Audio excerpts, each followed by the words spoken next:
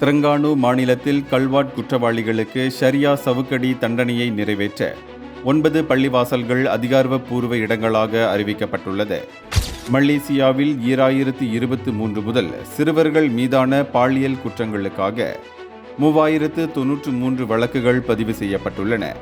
இதில் 608 சம்பவங்கள் பள்ளி வளாகத்தில் நிகழ்ந்துள்ளது. மலேசியாவில் வாகன கொள்முதல் கடன் சட்ட திருத்தத்தை தொடர்ந்து கார் கடன் வட்டி கணக்கீட்டில் குறைந்த நிலுவைத் தொகை முறை அறிமுகப்படுத்தப்பட்டுள்ளது. டென்மார்க்கில் 6 முதல் 16 வயதுள்ள குழந்தைகளுக்கு பரிவு பிரத்யேக பாடமாக போதிக்கப்படுகின்றது. Kuala Lumpur mayor Dato Sri Maimunah Mohamad Sharif பதவிக்காலம் முன்கூட்டியே முடிவடைந்து அவர் பெட்ரோனாஸ் சொத்து ஆலோசகராக பொறுப்பேற்கிறார். கிளாந்தானில் சங்கிலியால் பிணைக்கப்பட்டு கடுமையாக தாக்கப்பட்ட குரங்கு தொடர்பான வைரல் காணொளியை தொடர்ந்து SAFM அவசர விசாரணைக்கு கோரிக்கை விடுத்துள்ளது. இந்தியர்களின் இதய குரல் மக்களோசை.